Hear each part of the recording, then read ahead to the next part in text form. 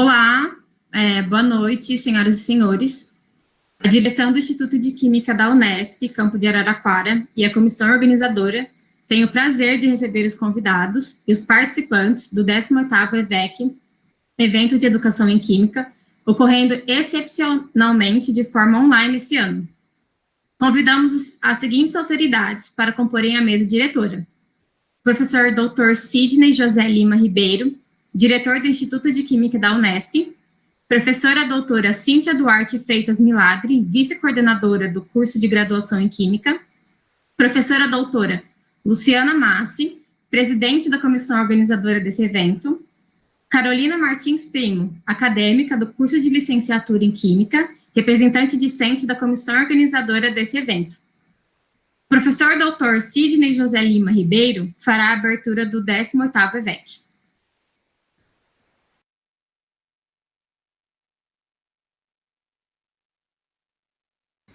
Professor, o microfone. Desculpa. Boa noite a todos. Cumprimento aqui a professora Cíntia Milagre, a professora Luciana Massi, a Carolina, a Giovana, o professor Gerson Moll e todos os presentes. Eu queria desejar, em nome da comunidade do Instituto de Química, as boas-vindas aos participantes dessa 18ª edição do evento de educação em Química, esse ano com o tema Formação de Pesquisadores em Educação em Química. Infelizmente, estamos aqui de maneira remota, poderíamos estar no IQ, tomando um café, comendo uns salgadinhos, para comemorar o 18º aniversário, ou seja, a maioridade do evento, mas, enfim, considerem-se portadores de um vale para um café, assim que as coisas voltarem ao normal. A programação, como sempre, está riquíssima, eu cumprimento a comissão organizadora por isso.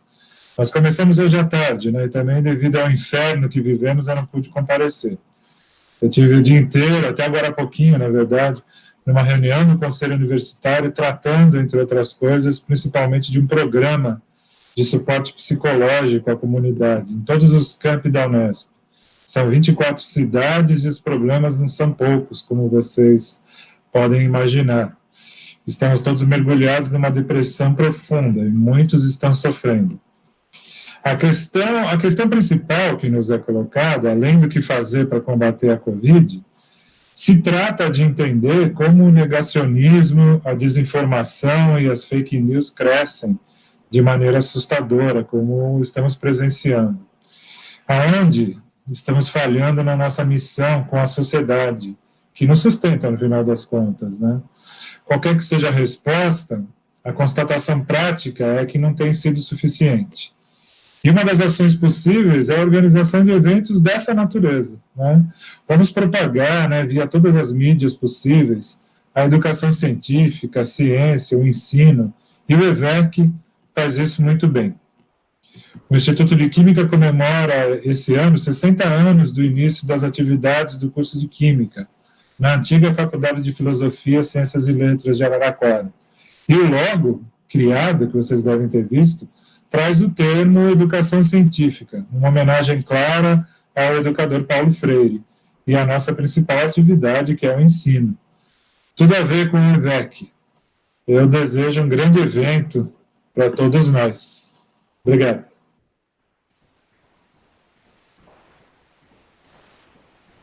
Anunciamos a palavra da acadêmica Carolina Martins Primo, representante da comissão organizadora.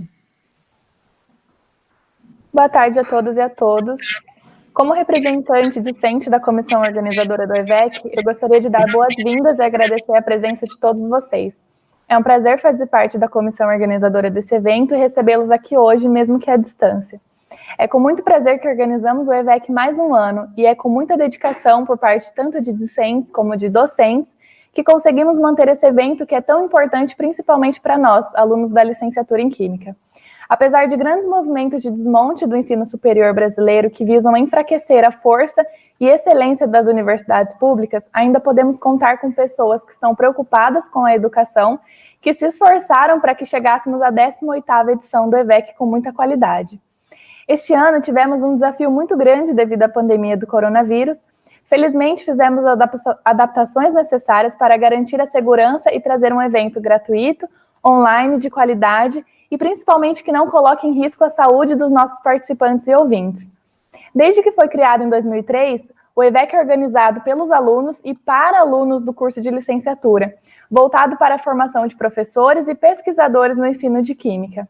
Na atual edição, o evento passou por reestruturações muito importantes, assumindo a função de ser direcionado principalmente a apresentações e defesas de trabalho de conclusão de curso de alunos de licenciatura em Química, do Instituto de Química da Unesp Araraquara. Além dessas apresentações, teremos algumas palestras sobre a pesquisa em ensino de ciências. Esperamos que com esse novo enfoque podemos alcançar tanto o público interno da instituição, como o público externo, que poderá conhecer pesquisas desenvolvidas por esses professores em formação. Eu espero muito que vocês aproveitem o evento ao máximo e da melhor forma possível e que possamos reunir forças, principalmente em momentos tão difíceis como esse, para contribuir de alguma forma com a formação de professores e pesquisadores da área do ensino de Química. Muito obrigada. Anunciamos a palavra da professora doutora Luciana Massi, representante da comissão organizadora. Boa noite. Como presidente da comissão organizadora do 18º Evento de Educação em Química, eu agradeço o apoio da direção, do conselho de curso, aos palestrantes e estudantes da licenciatura que defenderão os seus TCCs no evento. Ao público presente, também agradeço e desejo que tenhamos um ótimo evento. O ano de 2020 foi marcante para todos nós, principalmente pelas medidas de distanciamento social que nos levaram a organizar este evento e a sua edição prévia, denominada pré-EVEC, no formato online. Reconhecemos diversas perdas decorrentes deste modelo, que inclusive motivaram as discussões do pré-EVEC sobre os rumos do ensino e da pesquisa na licenciatura em Química em tempos pandêmicos. Porém, admitimos que as tecnologias permitiram uma ampliação nas origens dos nossos palestrantes e do nosso público, que teriam sido impossíveis diante dos diversos cortes que a ciência tem recebido neste país. Assim, agradecemos muito aos palestrantes, pesquisadores de destaque, como a professora Isabel Martins, da Federal do Rio de Janeiro, o professor Gerson Moll, da UNB, o professor Robson Nascimento da Cruz, da PUC Paulo, que realmente aceitaram o nosso convite para compor o evento. Outro marco dessa edição do EVEC é a mudança para um formato que privilegia as defesas de trabalhos de conclusão de curso em detrimento da apresentação de trabalhos externos à comunidade dos licenciandos em Química deste instituto. Desde sua criação, em 2003, o objetivo do EVEC sempre foi valorizar a educação em Química e ampliar essa discussão entre os alunos da instituição, principalmente os licenciandos. Ao longo desses anos, o EVEC se consolidou como um evento importante na área, tendo como marcas principais o protagonismo dos discentes na organização do evento e o esmero dedicado a essa tarefa. Prova disso é que, desde sua criação, não teve um único ano em que o EVEC não tenha sido realizado. Esses mesmos discentes aceitaram este ano o desafio de experimentar essa mudança de enfoque e avaliar a sua repercussão. Embora constasse no projeto político-pedagógico do primeiro curso de Química do IQ, desde 1961, um trabalho de conclusão de curso em ensino de Química para a licenciatura só ocorreu efetivamente pela primeira vez em 2019. Visando fortalecer esse momento, a programação do evento não comportou atividades simultâneas e privilegiou o tempo de defesa dos TCCs ao invés dos costumeiros minicursos e mesas redondas. Além disso, devido às dificuldades de organização do formato online e do alto volume de TCCs defendidos este ano, optamos por não aceitar trabalhos externos. Apostamos que estamos diminuindo o evento para fortalecê-lo e reforçar sua identidade. O EVEC forma pesquisadores em educação em Química nos seus primeiros passos na pesquisa. Essa característica já estava presente nas edições anteriores, portanto decidimos apenas aceitá-la e potencializá-la. E os temas das palestras e a oportunidade de conhecer os TCCs de outros licenciados contribuirão para essa almejada formação. Por fim, embora essa não tenha sido a primeira vez que eu presidi a comissão organizadora e, portanto, este fato não tenha me surpreendido, considero fundamental destacar e parabenizar muito todos os discentes envolvidos na organização do evento. Foram diversas reuniões, atas, tarefas, ofícios, textos e artes produzidas desde o início de 2020, que se materializaram neste evento, confirmando o enorme potencial dos discentes da licenciatura em Química deste instituto.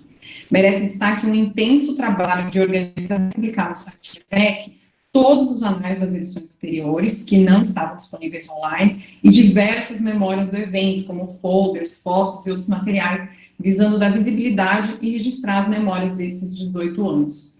Destaco ainda a contribuição fundamental de egressos da licenciatura e pós-graduandos em Educação e Ciências nesta comissão, que mantiveram seu vínculo com o EVEC desde a sua formação como licenciados neste instituto. Como docente e presidente, não canso de me surpreender e elogiar cada um dos envolvidos por serem extremamente responsáveis, dedicados, comprometidos, competentes, atentos e criativos. Agradeço muito pela oportunidade de trabalhar com vocês nessa tarefa de organização. Espero que todos continuem a contribuir com o evento e que novos alunos venham a compor esse grupo. Novamente, agradeço todo o apoio recebido e desejo que tenhamos um ótimo evento. Anunciamos a palavra da professora doutora Cíntia Duarte Freitas Milagre, vice-coordenadora do curso de graduação em Química. Boa noite a todos e a todas, né, o senhor diretor, os professores que estão aqui, a comissão organizadora, a todos os participantes do EVEC. Né? Essa é uma edição muito especial, como já foi mencionado pelo professor Sidney esse ano, né, ele atinge a sua maioridade, e isso só reforça e demonstra a importância da realização desse evento dedicado à educação em Química. Né? O tema escolhido esse ano, também já mencionado, é a educação em Química, e infelizmente nós vivemos num país de grandes desigualdades sociais e de desigualdades de oportunidade de aprendizado. E a pandemia que nós estamos vivendo só veio ressaltar ainda mais essas desigualdades da pior forma possível. Ela nos tirou da nossa zona de conforto, nos obrigou a adotar práticas de ensino remoto que nós não estávamos acostumados ou preparados para abraçar, né? Tivemos que ir aprendendo tudo isso ao longo do caminho. Foram grandes desafios e, com tudo isso, também muitas oportunidades pela frente. A programação do evento, como sempre, está riquíssima, né? Apesar de ter mudado um pouco do formato, isso não tira em nada o brilho da programação.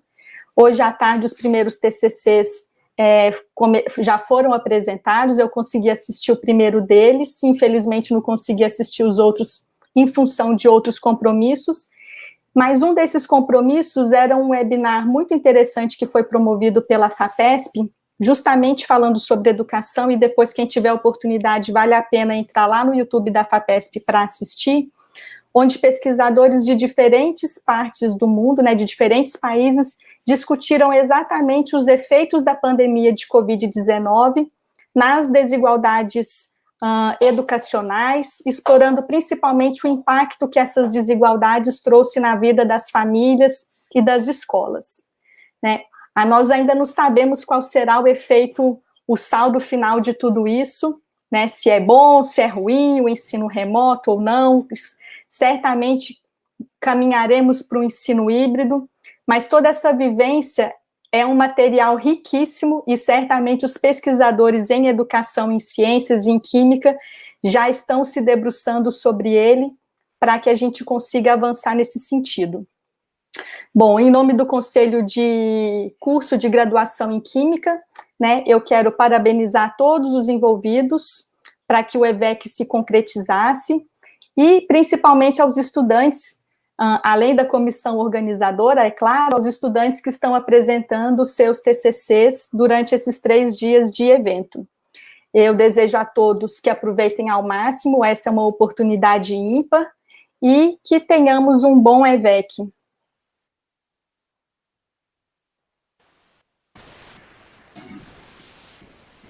O professor Sidney José Lima Ribeiro apresentará sua manifestação e fará o encerramento dessa solenidade.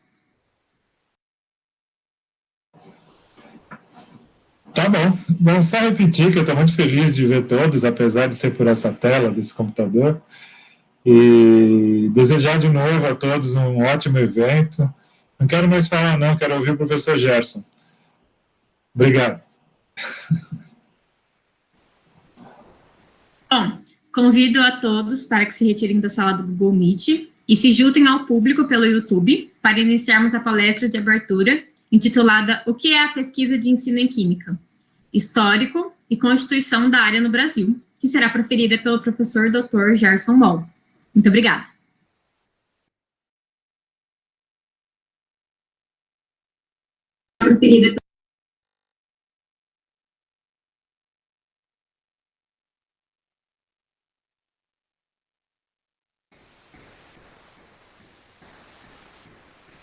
Bom,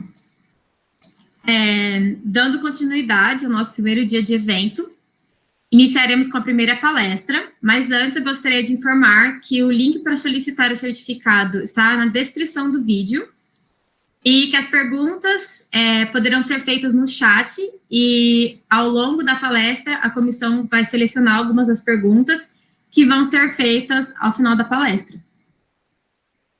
O professor Gerson de Souza Moll é bacharel e licenciado em Química pela Universidade Federal de Viçosa, mestre em Química Analítica pela Universidade Federal de Minas Gerais, doutor em Química pela Universidade de Brasília e fez pós-doutorado na Universidade de Aveiro, Portugal.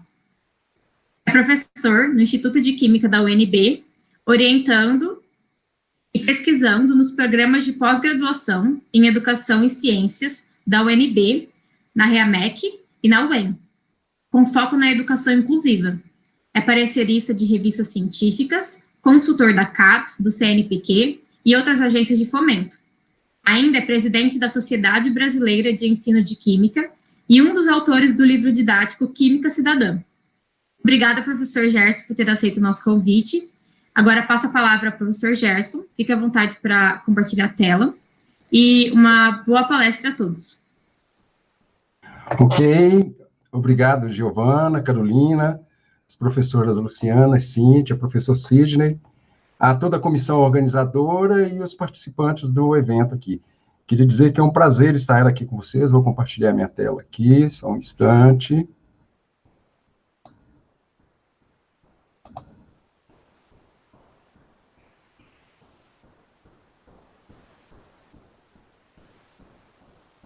Apareceu aí, Giovana? Sim, apareceu, tudo certo. Ok. Então, boa noite a todos e a todas que nos assistem aqui pelo YouTube.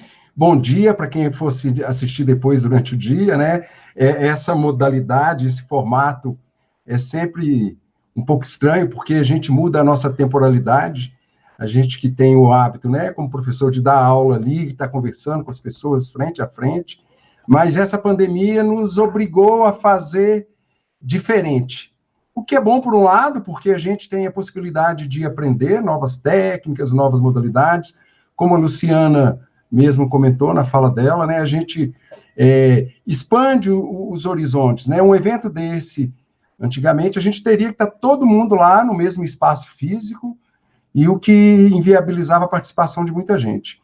E hoje isso pode ser feito de forma remota, que tem as suas vantagens, como essa, e tem suas desvantagens também, porque o estar junto é muito bom, né? Então, eu espero que essa pandemia acabe logo, que a gente consiga driblar esse vírus, né, que a situação melhore, que a gente possa sair para a rua despreocupado. Enquanto isso, a gente fica em casa, né, porque a situação não está boa, todo mundo deve estar acompanhando. E que, ao final disso, a gente aprenda. Eu considero que, depois dessa pandemia, a gente vai voltar para o nosso espaço de trabalho, mas de uma forma diferente. E a gente vai ter um conhecimento maior sobre como lidar com essas tecnologias, com essas novas possibilidades que agora fomos literalmente obrigados a usar, né?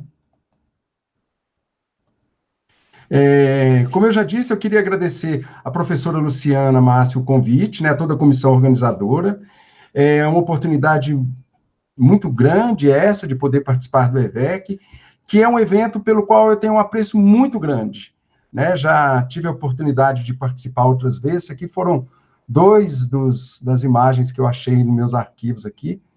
Então, o grande apreço pelo evento, além do seu caráter científico, acadêmico, o que sempre me chamou a atenção, e eu sempre ressalto, é o fato de ser um evento organizado principalmente pelos alunos, né?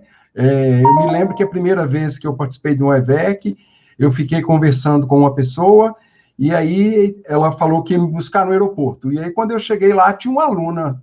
Mas eu falei, mas... Aí que eu fui entender a situação. E isso, para mim, foi uma surpresa muito grande e muito feliz, né? Então, esse evento para mim, tem um papel muito especial pela essa organização dos alunos, né? Queria que os licenciandos do Brasil inteiro seguissem o modelo de vocês. Talvez valesse até a pena agora aproveitar esse momento e dar um curso online de como organizar um evento científico para os licenciandos, né? Vou fazer um histórico muito rápido para a gente lembrar de algumas coisas e a gente se situar. Eu acho que, às vezes, eu vou muito atrás quando eu busco fazer esse resgate histórico, mas acho que é interessante. A matemática é considerada que nasceu junto com o homem pré-histórico, que já contava e tinha uma necessidade de lidar com os números, com situações abstratas, e está aí, né, como uma área de conhecimento muito forte. A física, muito próxima de nós, nasceu na antiguidade ainda, né, muito ligada à filosofia natural, aos filósofos, né, Platão, Demócrito, Leucipo, tantos que a gente usa, né, nas nossas introduções de curso de Química, na perspectiva de dar essa abordagem histórica. E a Química é uma ciência bem jovem se comparada com essas outras duas áreas, né? A Química, como ciência, tem pouco mais de 200 anos, e quando ela nasce, ela logo se divide em 4 áreas, né? Química inorgânica, química analítica, físico-química e química orgânica, que constituem diferentes abordagens do conhecimento químico, das substâncias, das transformações, do campo de estudo da química. E, mais recentemente, né, nasce uma área que se constitui e se denomina ensino de química. Há uma grande polêmica ainda se é ensino de química, educação em química, e a gente sempre que discute isso não chega a uma conclusão definitiva. Mas o ensino de química tem uma tradição maior na nossa área e por isso acaba prevalecendo. Embora, né, seja consenso de que a gente tem uma perspectiva maior do que só ensinar. E aí a educação química, né, descreve melhor o que a gente entende pela nossa atuação. O ensino de química pode ser considerado uma área de estudo sobre o ensino e aprendizagem de química, em todos os níveis, onde a melhoria de ambos se constitui no objeto fundamental das pesquisas na área e os problemas pesquisados são formulados por professores, pesquisadores de química, né? Essa é uma definição lá de 1982 e que ainda nos representa muito bem, embora a gente tenha crescido, e eu vou falar um pouco sobre isso, e expandido esse nosso horizonte. De forma simples também, a gente pode dizer que o ensino de química tem como objetivo central a educação química, que é melhorar o ensino e aprendizagem de química. É importante a gente entender isso, porque, como eu disse, a gente constitui uma nova área. Então, nesse sentido, é importante a gente entender o que é o ensino de química para diferenciar dos nossos irmãos, vamos dizer assim, os professores da química orgânica, inorgânica, físico-química e inorgânica. Eles têm como objeto as substâncias, os materiais e as transformações. No nosso caso, a gente aborda o ensino e a aprendizagem desses conhecimentos e desses conteúdos. Nesse sentido, vou apresentar um breve histórico aqui. Já observei que teve uma falha técnica nos meus slides e saiu tudo de uma vez aqui, por causa de uma mudança que eu fiz. Mas eu gosto de listar alguns aspectos que são interessantes. Por exemplo, em 1977, é criada a Sociedade Brasileira de Química, né, embora já houvesse uma sociedade anterior, a Associação Brasileira de Química, mas no período da ditadura militar, como uma resistência, uma história muito interessante, é criada a Sociedade Brasileira de Química e, junto com ela, a divisão de ensino, que é onde nós estamos ainda, né? É uma parte da Sociedade Brasileira de Química que tem a perspectiva do ensino como objeto de estudo. Isso é muito importante a gente entender, porque a gente consegue entender que nessa época já se diferenciava o trabalho dos professores que atuavam no ensino, né, de química, com os professores que atuavam nas outras áreas. Em 1980, a professora Roseli Schnetzler defende a sua dissertação, na qual faz um estudo dos livros didáticos, e isso é caracterizado como o primeiro trabalho em ensino de química, né, um trabalho de peso, né, com certeza outros textos, trabalhos apresentados em eventos já tinham sido feitos nessa perspectiva, mas como dissertação é a primeira. E isso faz com que esse grupo comece a se constituir, principalmente porque começa a se organizar. E aí, no mesmo ano, é organizado o primeiro encontro de debates de ensino de química, o EDEC, né, que é organizado no Rio Grande do Sul. Esse primeiro evento aconteceu na Universidade Católica, e desde lá até hoje nunca falhou, a não ser o ano passado, que não aconteceu por causa da pandemia, mas esse ano acontece de novo. 2 anos depois, acontece o primeiro ENEC, Encontro Nacional de Ensino de Química, eu vou falar dele depois, um pouquinho também, que foi realizado na Faculdade de Educação, na Unicamp. Olhem que não foi no Instituto de Química, e sim na Faculdade de Educação, né? Nessa época tinha lá a professora Roseli Schnetzler, que eu acabei de falar, e ela teve o apoio, entre outras pessoas, da professora Eunice, da USP. E esse evento foi uma aglutinação das pessoas do Brasil inteiro que trabalhavam com ensino de química, já desenvolviam alguns projetos, mas estavam muito esparsos. Em 2000, a CAPES cria a área de ensino de ciências, que é um marco muito interessante também para a gente, porque há um reconhecimento na CAPES, que é quem cuida da pós-graduação, de que o ensino de ciências tem características peculiares, né? Até então, a gente sempre ficava muito dividido entre fazer uma pós-graduação em química, né, fazendo um trabalho em ensino, ou fazer uma pós-graduação em educação, puxando para a área de ciências de química. E com a criação dessa área de ensino na CAPES, começam a surgir uma série de eventos de cursos de pós-graduação relacionados ao ensino de matemática. Né? Nesse período, a área se chamava Ensino de Ciências e Matemática. Coloco como marco interessante aqui, dentre tantos outros, né, mas considerando que estou falando para o público do EVEC, o primeiro EVEC, realizado em 2003, que já é um movimento de reconhecimento dessa identidade da formação de professores, né, da área de ensino, dentro dos institutos, dentro dos departamentos de química. Muitos outros eventos surgem pelo Brasil afora, né, ENEC, depois do ENEC, ECODEC, SIMPEC, e uma série de outros. Se eu começar a falar aqui, vou esquecer de alguns, mas são muitos. Com a criação dessa área de ensino de ciências, começa a surgir um número cada vez maior de cursos de pós-graduação em ensino de ciências, às vezes com nome diferente, mas com esse foco e sendo tratado na CAPES dentro dessa área de ensino de ciências e matemática.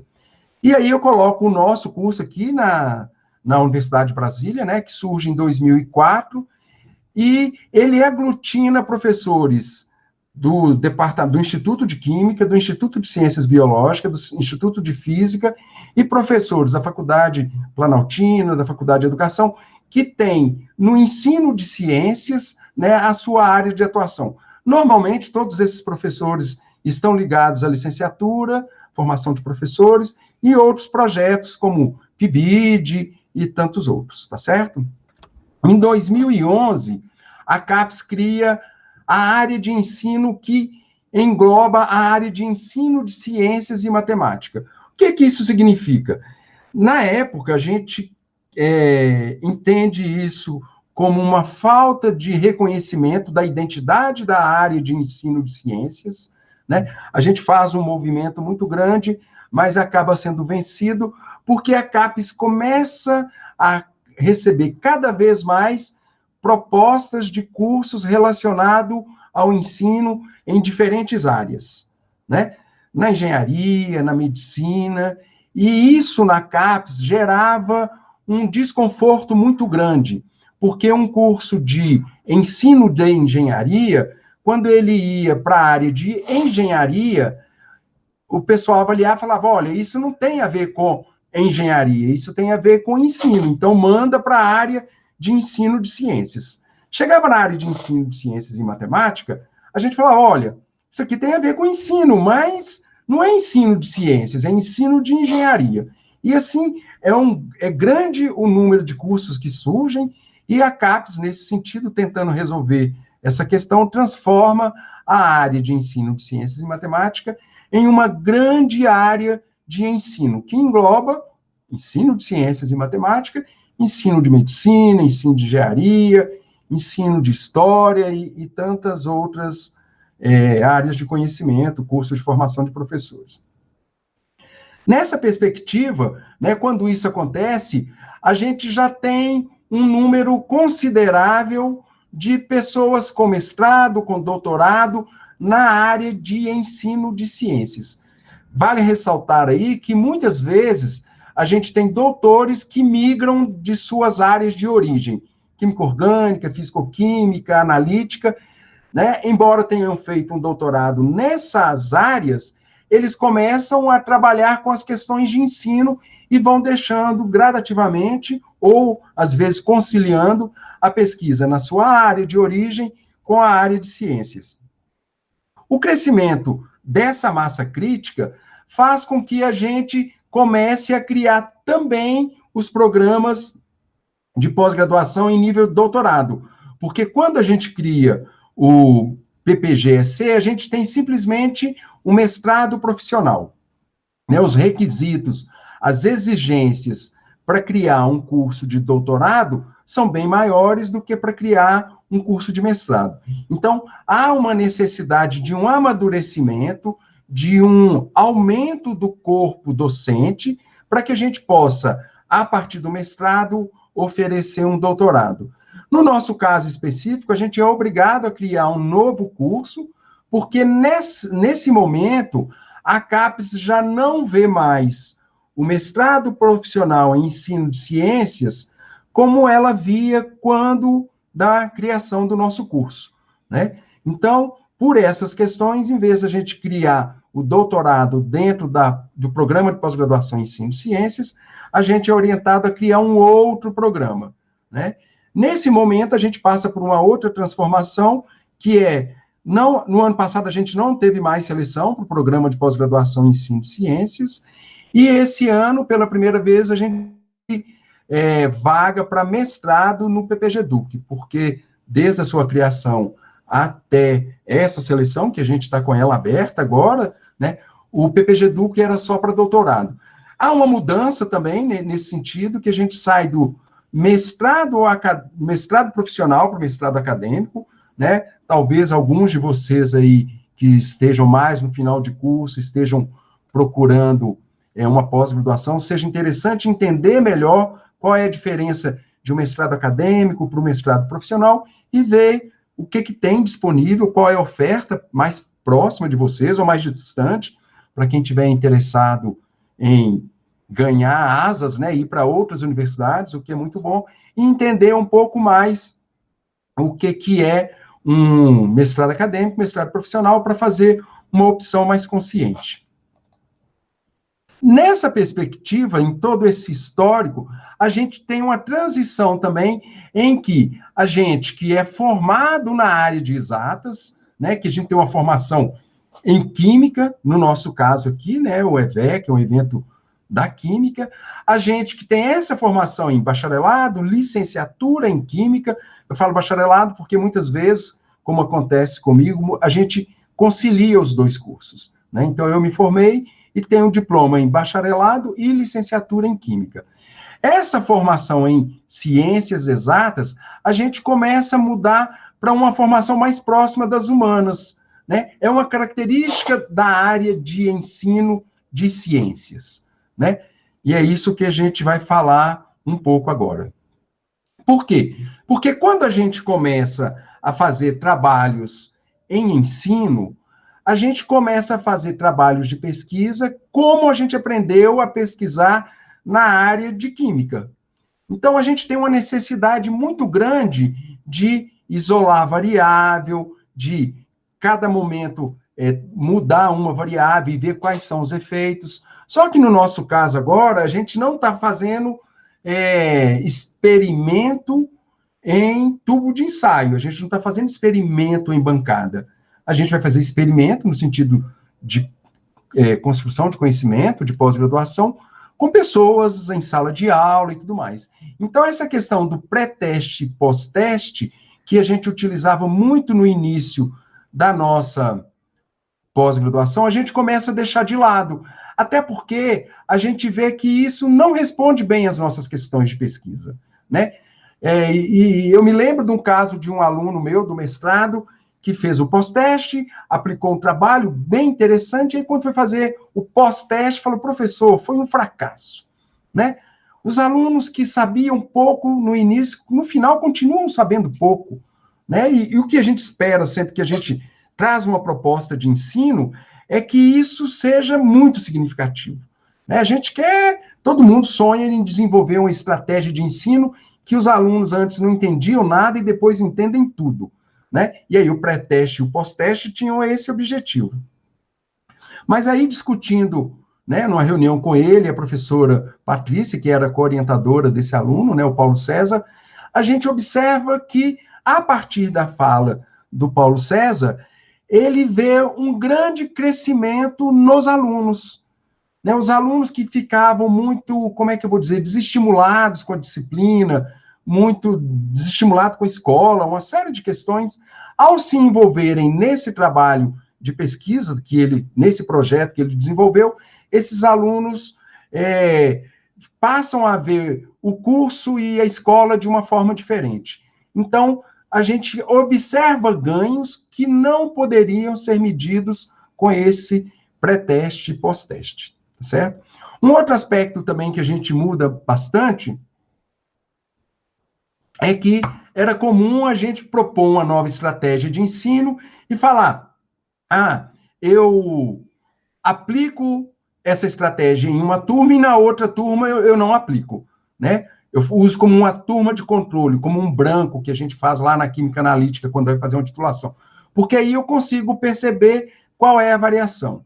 Só que, quando a gente faz isso, né, numa escola, os alunos chegam para o professor e falam, professor, por que lá na outra turma o senhor fez uma aula tão legal que os meninos gostaram tanto e aqui na nossa turma você está dando aula do mesmo jeito, né? Ao ponto de nos colocar numa situação ética desconfortável.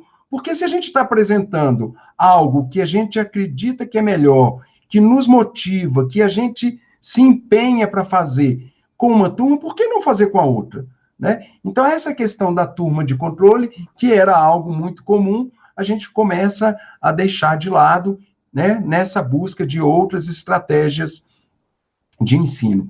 Um outro aspecto também que a gente era muito preso nessas metodologias oriundas da nossa formação em exatas era a questão de algarismo significativo, de número, de amostragem, né? No meu projeto de doutorado mesmo, eu usei tabelas de estatística para definir quantos professores eu deveria entrevistar. E, ao fazer isso, a gente sente uma segurança, baseada na estatística, né, que as minhas afirmações feitas a partir daquele grupo, eu posso extrapolar para os demais. Isso é estatística, né? É por isso que a gente vê o Ibope aí avaliando a concordância com o governo, discordância, qual é a visão das pessoas. Por quê? Porque entrevista um número de pessoas definidas estatisticamente, né, critérios bem rígidos, por sinal, e aí a gente julga que pode extrapolar, que todo mundo pensa a partir do que apresenta aquela amostragem. Quando a gente vai trabalhar nessa perspectiva do ensino, a gente começa a ver que isso não vale muito bem. Até porque, numa mesma escola, a aula que eu dou no primeiro horário é muito diferente da aula que eu dou no último horário, né? Só pensando nessa variável, considerando também que há outras variáveis, como a turma e uma série de outras questões. E aí a gente começa a utilizar outras estratégias de ensino muito ligadas ao discurso, né? O que as pessoas falam, o que as pessoas dizem, o que as pessoas escrevem. E aí vem a análise de conteúdo ainda muito recheada dessa questão estatística como uma proposta de avaliação dessas falas numa perspectiva bem científica, numérica, quantitativa, né? Isso, uma geração de doutores, de mestres, fizeram trabalhos fazendo análise de conteúdo que ainda é utilizado, né? A gente ainda tem isso muito presente na área. Depois a gente evolui um pouco, eu digo evolui, né? Porque a gente passa para uma análise textual discursiva, que foi exatamente uma estratégia de pesquisa, de análise de dados, desenvolvida por 2 químicos, o professor Roque Moraes, que já nos deixou e foi para um mundo melhor, sem Covid, né? Fez há um tempo atrás, e a sua orientanda de doutorado, na época, a professora Maria do Carmo Galhazzi, os 2 do Rio Grande do Sul, desenvolveram essa estratégia que a gente chama de ATD também, né, pela sigla, e que a gente utiliza muito nos nossos trabalhos em ensino de ciências, em ensino de química. Atualmente, o que tem crescido muito, o que a gente tem usado cada vez mais, é o que a gente chama de narrativas, textos que as pessoas escrevem, falam, em diferentes contextos de pesquisa, né? Então, como pesquisador, a gente busca ouvir os alunos, os professores, a comunidade, e a partir dessas falas, dessas narrativas, que podem ser de diferentes formas, inclusive cartas, a gente avalia para a gente tentar qualificar ou quantificar, em alguns casos, né, mas principalmente qualificar a nossa estratégia de pesquisa, né, a nossa proposta de intervenção, né? Então, a gente vai mudando isso com o tempo, com esse desenvolvimento. Nessa perspectiva, em função do que eu disse, a gente sai de metodologias quantitativas e passa para metodologias qualitativas, né? Na minha tese, como eu disse, que eu fiz nessa perspectiva quantitativa, tinha um número de professores que eu entrevistei, então a gente elaborou um questionário na época, uma entrevista semi-estruturada, e aí perguntava, você gosta ou não gosta? Sabe ou não sabe? E aí a gente sai fazendo gráfico, né? Gráfico de pizza é ótimo para isso. Metade diz que é bom, metade diz que é ruim, 1/3 considera que isso é relevante, 1/3 considera que não é relevante, e à medida que a gente faz essa transição, a gente começa a se afastar cada vez mais desses números e a olhar mais as falas, mais as expressões das pessoas, que normalmente respondem melhor às nossas questões. É importante ressaltar que quando eu faço essa distinção entre qualitativas e quantitativas, não quer dizer que uma substitui a outra, são visões diferentes. E também uma não exclui a outra, em nenhum caso, anteriormente e agora. Anteriormente, quando o enfoque era mais quantitativo, e também agora, quando o enfoque é mais qualitativo. Nessa perspectiva também, mudam-se os nossos objetos de estudo, né? Então, a gente começa a buscar entender como é que deve ser, quais são as perspectivas da abordagem de ciência, tecnologia e sociedade, CTS, né? Um monte de gente, o Wilson, meu colega, né, parceiro de muitos trabalhos, já nos deixou também, era uma referência nessa área, professor da UNB, que é o ensino CTS, fez a dissertação dele, orientado pela Roseli Schnetzler, que eu citei lá no início, sobre essa questão da abordagem CTS. A questão de currículo e avaliação sempre teve presente nos trabalhos, e um detalhe, esses temas que eu estou listando aqui para vocês são as áreas que a gente utiliza nos encontros nacionais de ensino de química e muitos outros eventos também, para classificar os trabalhos, para ver como é que a gente organiza esse campo do conhecimento que já é grande e variado, né? Então, currículo e avaliação, tem um bom número de pessoas que trabalham com isso. A questão da diversidade e inclusão é a minha linha de pesquisa atualmente, né? Os meus alunos da pós-graduação, praticamente todos trabalham nessa questão de diversidade e inclusão. Questão da educação ambiental também, muito presente, né? Ela vem com força na química analítica e também no ensino, na perspectiva de educação básica. Educação em espaços não formais e divulgação científica também tem um grande número de pessoas que trabalham com isso, né? Como é que se dá os processos de aprendizagem no museu, por exemplo, né? Aqui em Brasília eu participei por um bom tempo de uma comissão para a criação do Museu de Ciências de Brasília, mas envolve muita política, muita coisa e ainda não saiu do papel. A gente já chegou a escolher o projeto para a construção do prédio, né? Mas o prédio não saiu ainda. A questão de ensino-aprendizagem, né? Como é que se dão essas relações? Isso está muito presente em todo o contexto de sala de aula, na verdade, mas em muitos trabalhos o foco é esse. Como é que se dão essas relações? Né? E aí abre um outro leque de possibilidades. A questão da experimentação no ensino, né? A gente que tem origem na química, isso, há mais tempo a gente se formou, mais forte isso é, né? Eu sempre gostei muito do laboratório, a minha opção por química foi exatamente por isso, e por muito tempo eu trabalhei nessa perspectiva também. A questão da formação de professores é algo muito forte, né? Como é que a gente trabalha essa formação de professores, como é que a gente favorece para que esses professores sejam mais qualificados, como é que a gente trabalha a formação continuada dos professores, né? Formação inicial, e aí entra PIBID, uma série de outras questões. História, filosofia e sociologia da ciência também é uma vertente muito forte, talvez não muito grande como linha de pesquisa, mas muito presente, né? Até porque todas essas se entrelaçam, né? A gente escolhe um foco, mas normalmente a gente não deixa de lado outras questões, né? A questão do ensino e aprendizagem, por exemplo, um exemplo bem claro, está presente em todas elas, né? A questão de linguagem, né, e cognição, como é que se dá essa questão da linguagem científica, da linguagem química, como é que as pessoas entendem, compreendem isso, como é que a gente facilita, favorece.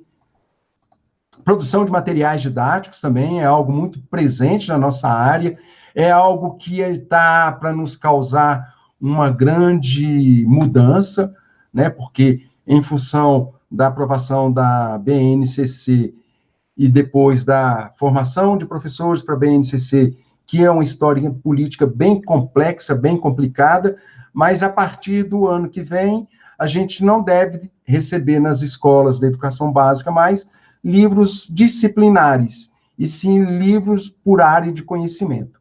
Então, o livro de química, como a gente conhece hoje, né, tem um monte ali atrás, livro didático de química, ele praticamente está com os dias contados. Né? Ano que vem devem chegar às escolas livros de ciências da natureza, em que vai estar abordado junto ali a química, a física e a biologia, e as demais disciplinas também organizadas por área de conhecimento.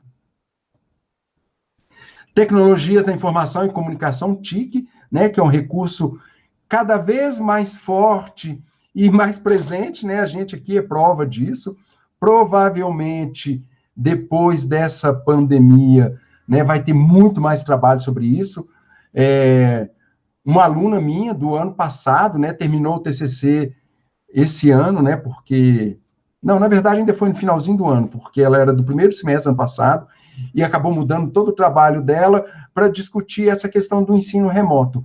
A gente vai ter que aprender a lidar melhor com isso. A gente está muito perdido ainda. Né? Eu estou num dilema danado nesse momento, porque eu tenho uma disciplina de laboratório, e o plano que eu estava preparando para trabalhar essa disciplina foi desestruturado com esse novo lockdown.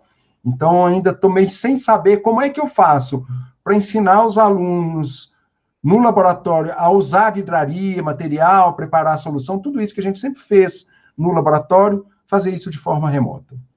Né? A gente tem muito que aprender nesse sentido ainda.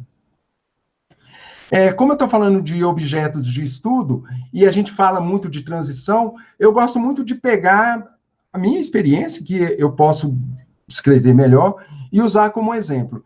Então, a minha tese, por exemplo, foi sobre o uso de analogias no ensino de química. Né? Como eu disse, depois eu trabalhei muito com a questão da experimentação e da formação de conceitos, né? Como linhas de pesquisa, de orientação, né? Alguns dos primeiros alunos de mestrado trabalharam nessa área, orientei muitas trabalho de conclusão de curso nessa área, e aí, com o tempo, a gente começa a mudar. À medida que a gente vai amadurecendo, eu vou dizer dessa forma, na área de ensino de ciências, né, partindo da nossa formação em química, a gente vai mudando o foco do nosso trabalho, e aí a gente passa a ter múltiplos olhares, né? E esses múltiplos olhares, né, eu trago aqui, até porque a gente lançou um livro no ano passado, em que a gente apresenta diferentes abordagens no ensino de ciência, na perspectiva da escola inclusiva, né? Começa a trabalhar com a inclusão de pessoas com deficiência visual, isso se expande para outras deficiências, né? Transtorno do espectro autista, outros contextos de educação, educação ribeirinha, educação de alunos indígenas, educação de pessoas com restrição de liberdade, né, em presídios, socioeducação, que são os menores que têm restrição de liberdade também, mas o esquema é diferente, né, educação quilombola, educação hospitalar e tantas outras possibilidades, né. Então, nesse livro, eu organizei, junto com a amiga Juliana, e a gente traz trabalhos, alguns de alunos meus, outros de colegas, em que se olha o ensino de ciências nesses diferentes espaços, né, por outros olhares, ok? Isso aqui só para mostrar, no meu caso, como se dá um pouco dessa transição que eu já havia falado. Como eu disse também, a gente trabalha muito na perspectiva da investigação qualitativa. Como a gente tem uma formação de ciências exatas, o quantitativo parece que responde melhor. A gente gosta muito de número, a gente se prende muito aos números, né? Eu já participei de banca em que eu questionava o mestrando, no caso, que falou, eu apliquei um pré-teste e a média da turma foi 6,3. Aí eu desenvolvi a metodologia, apliquei um pós-teste e a média, em vez de 6,3, foi 6,8. Mas 6,3 para 6,8, você vê tanta diferença nesses números? Pode ser que um aluno não tenha ido no primeiro ou não tenha ido no último dia e ele só já tenha causado essa variação tão grande, né? E nessa perspectiva qualitativa, a gente tem que reaprender como é que a gente trabalha. Então, a gente vai ter uma diversidade de contextos de investigação muito grande, né?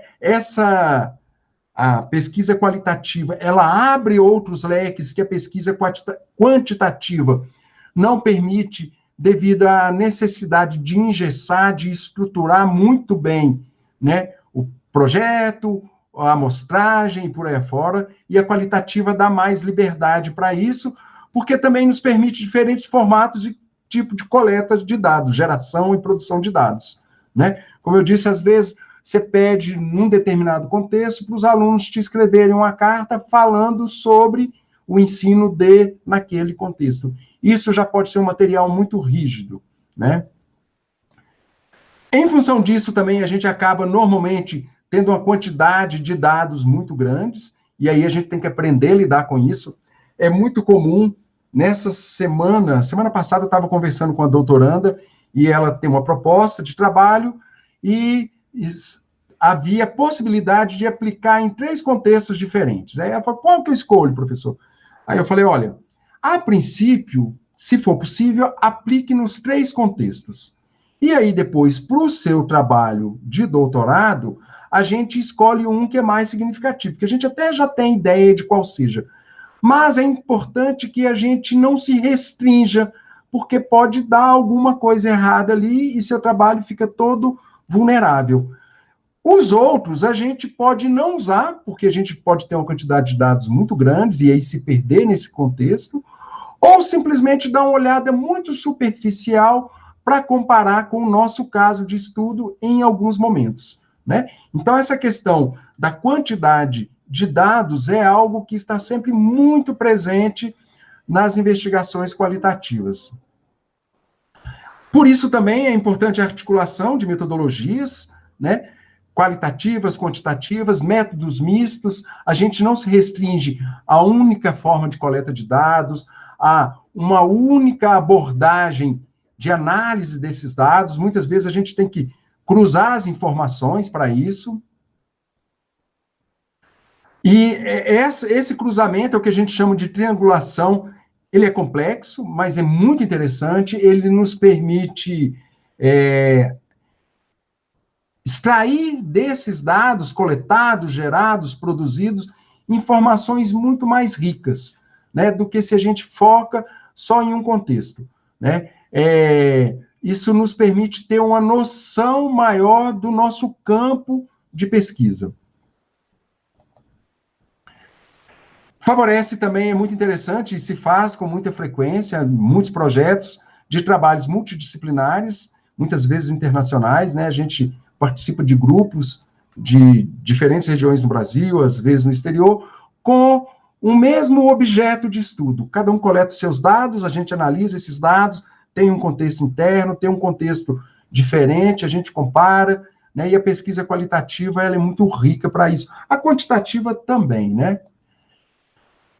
A qualitativa exige uma maior transparência e validação dos processos, dos resultados, porque esses processos, eles estão muito ligados ao contexto, ao pesquisador, ao ambiente de pesquisa. Então, eles exigem que a gente seja mais exigente nesse processo, né? Eu não posso simplesmente chegar e fazer uma conversa e achar que daí eu já obtive dados. Eu tenho que ter um conhecimento, vamos dizer, um controle do contexto maior para eu poder fazer uma análise mais precisa desses dados. Como sempre, a integração das TICs, né, do uso das tecnologias nessas investigações. Um bom exemplo que eu gosto de dar são os formulários, né, os Google Form, por exemplo, existem outros, mas normalmente todo mundo tem acesso a esse, que você pode coletar dados com essa doutoranda mesmo, a gente estava conversando e falando sobre isso. A princípio, a proposta dela era fazer um trabalho presencial com um grupo de professores. Nesse contexto de pandemia, apesar de algumas idas e vindas, a gente chegou à conclusão que isso é inviável. Então, vamos fazer de forma remota. Se vamos fazer de forma remota, por que eu tenho que fazer só com um grupo de professores próximos aqui?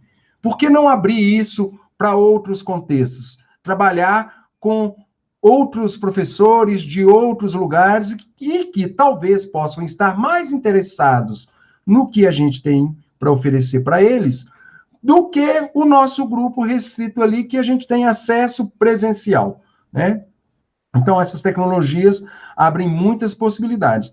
E, assim, outros contextos também que são colocados em função dessa diferença de abordagem. Um outro aspecto que eu gostaria de destacar com relação a essa abordagem qualitativa, a essa pesquisa mais próxima das ciências humanas, é que com ela também a gente muda muito a nossa linguagem e isso vai estar muito presente nos textos, né? TCC, monografia, dissertação, tese, e nos trabalhos que a gente submete. Por quê? Porque quando a gente fala da química, por exemplo, a gente vai para um laboratório, faz um experimento, identifica uma nova substância e tudo mais, a visão que a gente tem é que isso é impessoal. Então, a gente descreve, né, os procedimentos, tudo que a gente faz de forma impessoal, porque a gente considera que qualquer outra pessoa seguindo aqueles mesmos passos encontraria os mesmos resultados, né? Os relatórios que a gente faz, e eu falando da disciplina, né, de química geral, de fundamentos de química, né, a gente escreve, mede-se, titula-se, afere-se, né? Por quê? Porque, a princípio, qualquer um que fizesse chegaria a essas mesmas condições. Ou então a gente escreve em primeira pessoa, né? Eu fiz isso, fiz aquilo, né? Titulei, medi, determinei, concluí. E já na perspectiva do ensino de ciência, de uma pesquisa mais próxima das ciências humanas, eu sempre digo, né, nas bancas, nos trabalhos dos meus alunos, que essa primeira pessoa não cabe mais, porque a gente sempre vai fazer um trabalho em primeira pessoa, mas no plural, né? Porque a gente tem um aluno, né? Uma aluna, um orientador, uma orientadora, uma banca que dialoga com esse trabalho também, os colegas, né, nas disciplinas, os professores nas disciplinas que o aluno compartilha esse trabalho que está sendo feito. Quando a gente escreve um trabalho, a gente dialoga também com a literatura, a gente traz ideias de outras pessoas, então não cabe nem a linguagem impessoal, nem a linguagem em primeira pessoa. Então, a gente sempre vai colocar, analisamos, aplicamos, determinamos, elaboramos uma proposta, né? O trabalho de uma tese, por exemplo, ele é muito centrado no doutorando, mas ele não é exclusivo do doutorando, né? Ele sempre vai dialogar, pelo menos, com o seu orientador. Então, quando a versão final é algo que já passou por outras pessoas, né, pelo orientador, pela banca, quando participa de uma qualificação e por aí afora. Eu tinha apresentado já esse cronograma, então, nesse contexto todo, falando de todas essas mudanças, de toda essa comunidade que vai crescendo, né, ao longo do tempo, e aqui eu tinha parado em 2015, mas eu queria colocar mais um dado aqui, que é 2018, quando a gente cria a Sociedade Brasileira de Ensino de Química, né? Na verdade, ela foi, idealizada em 2016, no ENEC que aconteceu em Florianópolis, na Universidade Federal da Santa Catarina, onde se criou um grupo para estruturar, elaborar estatuto, elaborar as diretrizes e fundar a Sociedade Brasileira de Ensino de Química. O que acabou acontecendo em 2018, no ENEC, o 19º ENEC, na Universidade Federal do Acre, né, onde a gente criou essa sociedade. Mas aí, às vezes, as pessoas não entendem o que é uma sociedade científica, né? Aí uma definição bem simples aqui, só para a gente entender melhor, é uma associação de especialistas de uma área de conhecimento, né? Por isso existem tantas sociedades. E a gente está falando de sociedade científica, porque você pode ter sociedade literária, por exemplo, que são mais antigas até do que as sociedades científicas, né? De pessoas que se reuniam para ler texto, para escrever, para discutir literatura. Né? No caso das sociedades científicas, um grande marco que a gente tem em relação a isso foi o Congresso de Karlsruhe, em 1860, na Alemanha, em que se definiu, se organizou muitas questões que estavam dispersas na comunidade química naquela época, as questões da química orgânica, o trabalho de Avogadro, né, que já tinha falecido, mas já tinha deixado seus postulados e não eram muito bem conhecidos, e conceito de molécula, por exemplo, uma série de questões, e é nesses congressos, né, nessas comunidades científicas, nessas sociedades, que isso vai ganhar espaço. Aqui tem uma foto também, eu gosto desses aspectos históricos, da Conferência de Solvay, em 1911, e aí, né, essa foto bem antiga, não dá para a gente reconhecer, mas aqui são só mentes brilhantes, só ilustres cientistas. E aí eu vou destacar 3 deles aqui, que estão muito ligados a gente, né, que a gente conhece melhor, como Ernest Rutherford, Marie Curie e Albert Einstein, né? Para quem já estudou um pouco mais de física, de fisicoquímica, de quântica, vai reconhecer muitos outros que estão presentes aqui, né? Isso aqui é um evento histórico, né, que eu acho, né, como eu comecei lá no início da minha fala, eu gosto de resgatar, mas a gente pode vir para mais perto e encontrar, né, um evento em que tenha grandes mentes brilhantes, especialistas. Nesse caso aqui, é no EVEC de 2010, né, eu achei essa foto na página, e eu só não consegui identificar quem são os especialistas aqui, porque estão todos de costas, né? Provavelmente, muitos de vocês vão reconhecer alguns, né? Ou até alguns de vocês que estavam sentados nessa plateia aqui, estão assistindo o evento aí e conseguem se identificar algum colega. E aqui a gente tem uma foto da Assembleia, né, para a criação da Sociedade Brasileira de Ensino de Química, no evento que aconteceu no Acre, como eu disse. E, com certeza, a gente tem um monte de gente brilhante aqui no ensino de Química, né? Alguns eu consigo até identificar, porque estava lá e porque, às vezes, a gente reconhece, né, o cabelo, bem característicos. Mesmo assim, dá para a gente identificar alguns, né? Mas também não vou falar nome aqui não, porque eu seria injusto com outros. E aí, como eu disse, nessa assembleia aqui, a gente criou a Sociedade Brasileira de Ensino de Química. E eu convido todos vocês a visitarem a página da sociedade, www.isbenc.org.br, e conhecer um pouco mais sobre essa sociedade. Navegando pela página, vocês vão encontrar muitas dessas informações, inclusive como se associar, né? Aí você pode perguntar, mas para que participar de uma sociedade científica? Por quê? Né? Para eu pagar uma anuidade, porque todas elas têm, né? Elas têm que se manter, elas não têm dinheiro público, não têm fonte de renda, então normalmente a associação está ligada a uma anuidade, que é escalonada, né? Mais alto para o professor do ensino superior, educação básica, alunos de pós e alunos de graduação. Então, visitem a página, com certeza vocês vão ver que não é algo exorbitante, né? É acessível. A gente não se propõe a ser uma sociedade rica, a gente se propõe a ser uma sociedade atuante. Mas atuante em quê? O que faz uma sociedade científica? Nesse governo, né, o que a gente mais tem feito é brigado, né, é levantado questões contra a política que se coloca, né? Inclusive, na semana passada, essa semana, a gente está num movimento muito grande para a derrubada da PEC 186, né, que estava para ser discutida na quinta-feira da semana passada. A gente fez um movimento grande, não sei se por causa disso, mas foi adiada, mudaram-se algumas coisas e estava para ser discutida no Senado hoje. O que propõe essa PEC? Eu ainda ri hoje, a hora que eu estava almoçando, que uma reportagem no jornal de uma rede de televisão famosa, né, que tem um poder de penetração muito grande Brasil afora, ela colocou assim, vai ser discutido hoje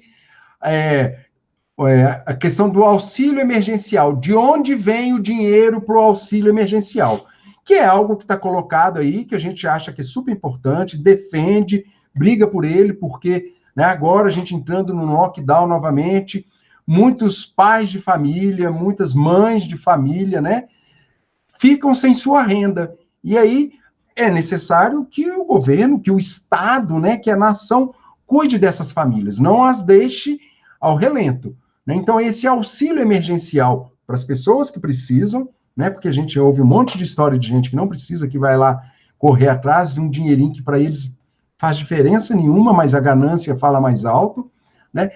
Isso é fundamental, mas o governo, né, e o Congresso tá querendo usar isso como desculpa para mexer em outras questões, né? A primeira delas, que parece que mais ou menos que foi resolvida, era o compromisso do orçamento de estados, município e federação com a educação e com a saúde, que está garantido na nossa Constituição. Então, eles falaram assim, a gente paga o auxílio emergencial, mas a gente vai precisar tirar desse lugar, né? E aí isso parece que já chegaram a um acordo que não vão mexer.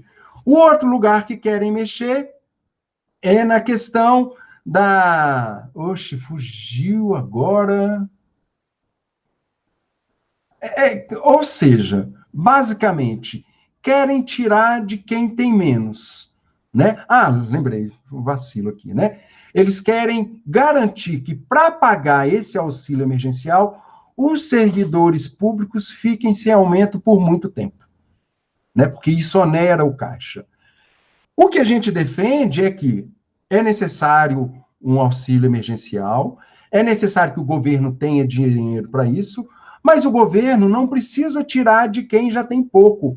Ele pode tirar de quem tem muito. Então, uma das fontes que sempre é lembrada são as grandes fortunas, que no Brasil não são taxadas. Então, se cobrar imposto dessas grandes fortunas é suficiente para isso, né? Mas isso a gente só consegue se mobilizando, né? Então, no site da SBank, a gente divulgou esse cartaz, divulgou alguns outros, tem feito uma grande campanha na perspectiva de trazer a sociedade para entender um pouco mais do que está acontecendo. E as sociedades científicas têm um papel muito grande, principalmente no momento como esse de pandemia. Todos vocês devem lembrar de alguns absurdos que rolaram no ano passado com relação ao álcool, por exemplo, 70%, com a questão da hidroxicloroquina, uma série de outras questões que é a ciência que vai poder responder melhor. Mas, baseado em interesses políticos e econômicos, se vendem mentiras para a população, e uma população que não tem uma educação científica de qualidade compra e engole essas mentiras, as famosas fake news, né? Um outro aspecto da sociedade científica, no caso da SBank, é a realização do evento, que no nosso caso é o ENEC. Como eu disse, a proposta de criação da sociedade nasceu no ENEC em Florianópolis, se consolidou no ENEC no Acre, e em Pernambuco teria acontecido de 13 a 16 de julho do ano passado, o ENEC, né, já dentro do arcabouço da SBank. Por causa da pandemia, ele não aconteceu presencialmente, mas vai acontecer de forma virtual na semana que vem, né? Então, na semana que vem, essa comunidade científica estará unida novamente para discutir uma série de questões relacionadas ao ensino de química. E nesse evento, a gente vai fazer uma assembleia para discutir as questões da sucessão na diretoria, nas representações da SBank, e discutir algumas outras questões relacionadas à sociedade. Um outro aspecto muito importante de uma sociedade científica é ter como divulgar os seus trabalhos. E quando a SBank foi planejada lá na Universidade Federal de Santa Catarina, a gente já criou um grupo que seria responsável por estruturar a revista, uma revista científica, que a gente acabou, em assembleia, definindo que o nome seria Revista da Sociedade Brasileira de Ensino de Química, que vocês podem acessar no site, na revista, ou de forma mais fácil, se acessar o site da SBank, tem uma aba que é publicações, e lá vai estar a revista, né? O primeiro número foi produzido no ano passado, né? Trabalhos convidados para analisar o processo de gestão, né, do sistema, como é que submete trabalho, como é que avalia, é um processo longo, para poder gerar um ISSN, que é o registro da revista, né, para que ela possa ser considerada uma revista séria, né, ela tem que ter um registro, é o ISSN, e aí foi feito no ano passado, e a gente só conseguiu colocar no ar agora no mês de fevereiro, mas já está disponível na página. E o número 2 da revista, que é uma revista de fluxo contínuo, ou seja, os trabalhos podem ser submetidos a qualquer momento, e assim que avaliados e aceitos, são publicados na revista. Então, diferente de um modelo antigo, em que você tinha uma revista por mês, né, no formato impresso, isso era muito importante, o tamanho da revista, a regularidade mensal, semestral, seja lá qual fosse, e nesse formato que tem sido utilizado pela maioria das sociedades científicas, isso é mais tranquilo, porque a gente pode ir colocando os trabalhos à medida que eles são aprovados. Basicamente, era isso que eu queria falar para vocês, de forma muito rápida, tentando respeitar o tempo que me foi dado.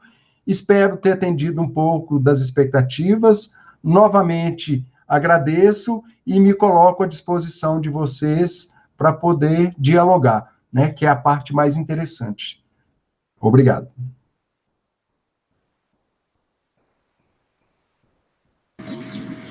Muito obrigada, professor, pela sua maravilhosa fala, por sua fala clara, didática, concisa, de grande abrangência.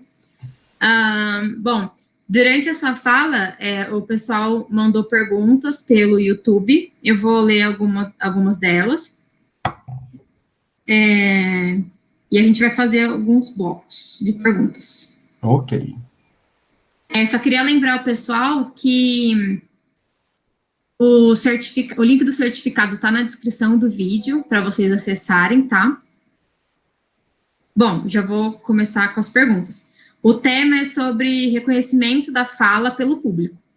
É do Fábio Luiz Ceribelli. Recentemente, um grande pesquisador da área de ensino de física disse em entrevista que a área de ensino de ciências ainda precisa ser mais reconhecida pelo público geral. O senhor concorda? O outro tema do bloco é linha de pesquisa. A pergunta da Ana Carolina Machado. E a questão do gênero entra na parte de diversidade e inclusão, professor? É a área que eu fortemente me interesso. Ok. Essa questão do reconhecimento, eu contei essa história de uma forma muito curta, né? O nosso tempo era pouco e tudo, mas toda essa história que eu contei, ela é muito mais recheada de lutas, de necessidade de reconhecimento e tudo do que eu falei aqui, né? As pessoas que estão há mais tempo na área, as pessoas que estavam lá em Florianópolis, no Acre, nesse momento, muitas delas conhecem parte dessa história. Não é algo simples, né? A criação da sociedade é o resultado de uma luta de uma comunidade por um espaço. Esse espaço, quando a gente fala, às vezes as pessoas só associam ao espaço físico, mas esse espaço, ele é muito mais do que isso. É um espaço físico, é um espaço político, é um espaço ideológico, tá certo? Então, e muitas vezes, eles estão presentes, esses conflitos estão presentes também nas unidades, institutos, departamentos. Por quê?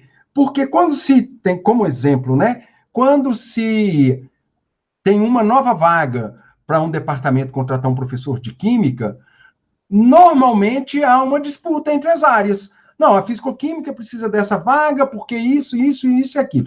A analítica precisa porque isso, isso e aquilo. O ensino também precisa.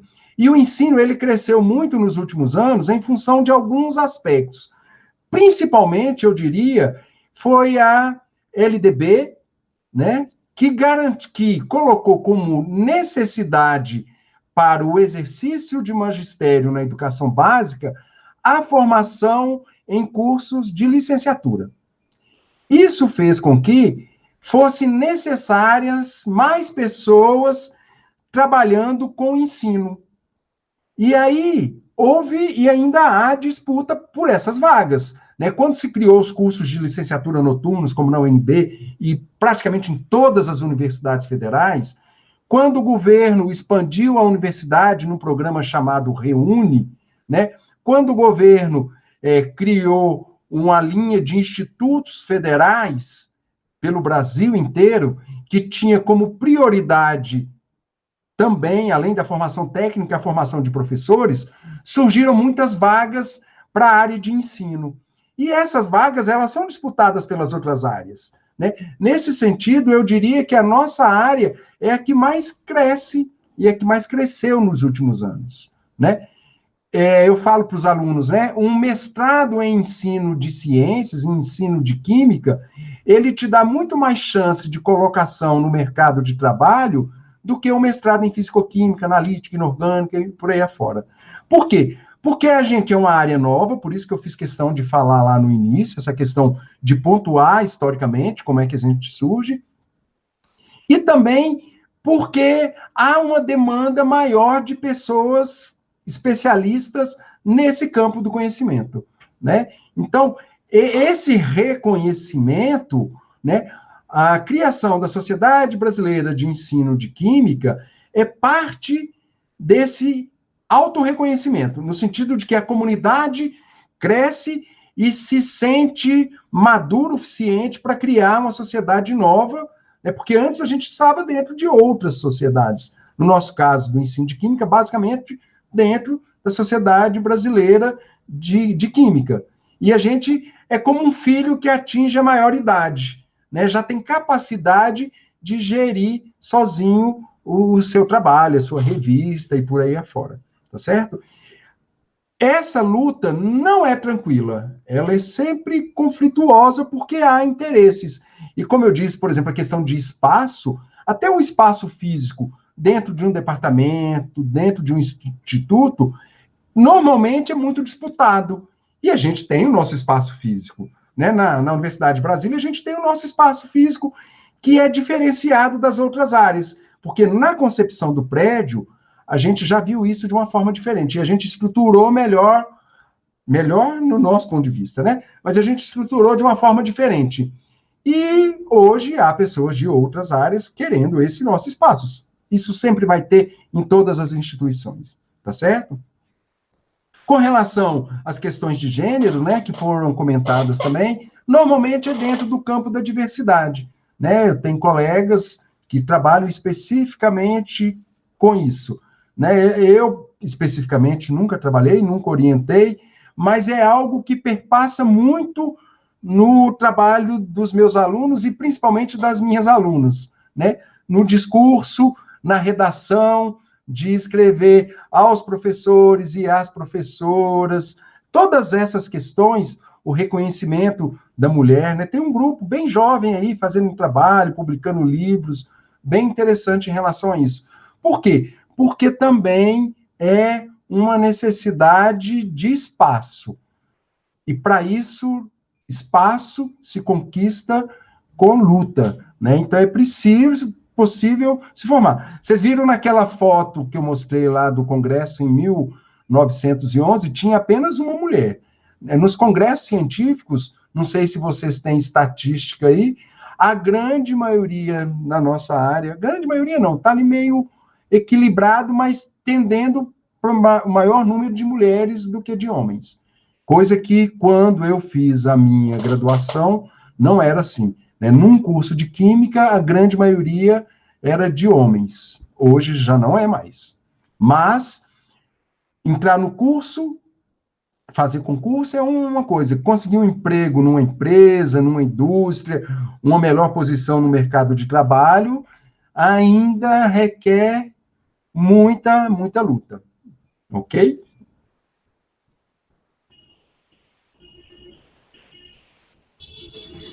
Obrigada, professor. Agora a gente vai para o segundo bloco. O tema é metodologias de pesquisa. A primeira pergunta é da Soraya de Cássia. Que evidências temos sobre como ajudar os alunos a desenvolver uma compreensão profunda e robusta da química? A segunda pergunta é da Tainá Aparecida. Desculpa. Oi? Tá tendo um buzinaço aqui, eu não sei por quê. Será que tem algum motivo para a gente fazer buzinaço, protestar? Mas eu não entendi a sua fala direito, a sua pergunta, por causa disso. Repete. Não tem problema, eu vou repetir. É da Soraya de Cássia, e ela pergunta assim: que evidências temos sobre como ajudar os alunos a desenvolver uma compreensão profunda e robusta da química? A segunda pergunta é da Tainá Aparecida. Ela fala: boa noite, professor. Nesta questão de pontuação, pré-testes e pós-testes, é um bom parâmetro de análise? Tem mais duas perguntas. O senhor quer que eu falo todas ou quer responder essas duas depois? Para não embolar, né? Beleza. É mais fácil. Primeiro que essa questão da compreensão profunda da química, a gente tem que olhar o que a gente espera como compreensão profunda da química. Um grande problema que une essa comunidade nossa, essa identidade, é uma visão sobre o ensino de química. Como é que a gente vê o ensino de química? E se a gente for olhar ao longo da história, a gente vai ver que há diferentes momentos, né? E em um momento, lá na minha época de graduação, na minha época de ensino médio, se tinha uma visão que era muito comum achar que os alunos tinham que terminar o ensino médio sabendo toda a química e estando aptos a se tornarem cientistas, né? Hoje em dia, a gente tem uma visão diferenciada disso. E aí perpassa um pouco pelas linhas de pesquisa que eu apresentei. E a primeira delas é CTS, que é Ciência, Tecnologia e Sociedade.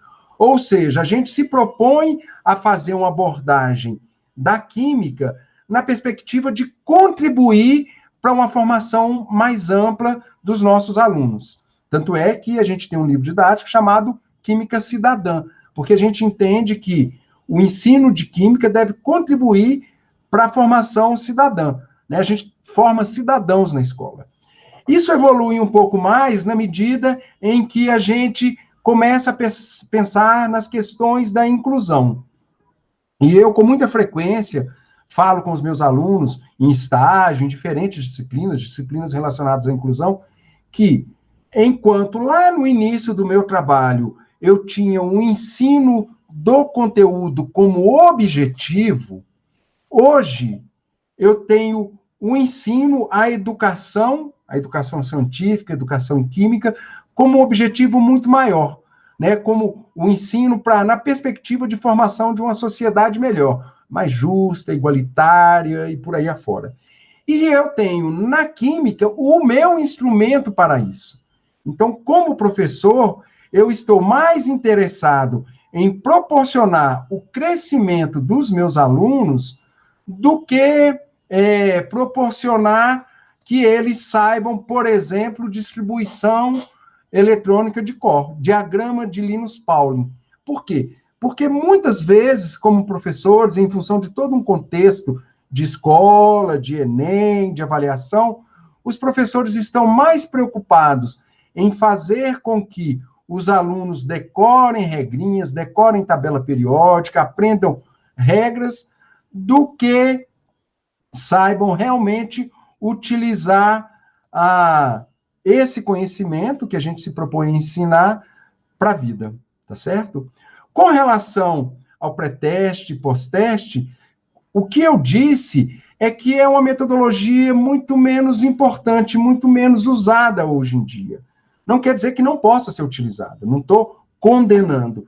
Mas o que eu quero dizer é que, como a gente está mais preocupado com o crescimento dos alunos, a avaliação quantitativa, se ele sabe mais ou menos um determinado conteúdo, ela é menos significante, né? Eu espero que o aluno tenha um domínio de conhecimento que promova uma qualidade de vida, uma vida mais crítica, do que saber se ele sabe distribuição, usar o diagrama de Linus Pauling para fazer distribuição eletrônica de mais ou menos elementos químicos da tabela periódica, né? Por isso que eu coloco como uma transição, em que a gente vai deixando algumas estratégias de pesquisa de lado e adotando outras, porque isso vem junto com uma mudança de visão de ensino. Qual é o meu papel enquanto professor de química? Ok? Obrigada, professor. Vou fazer mais duas perguntas. Okay. É sobre o mesmo tema ainda, de metodologias de pesquisa. Uhum.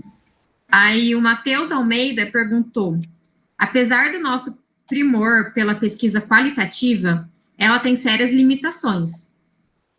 Por exemplo, o volume de dados. O que o senhor pensa sobre a pesquisa mista para trabalhos de grande espectro?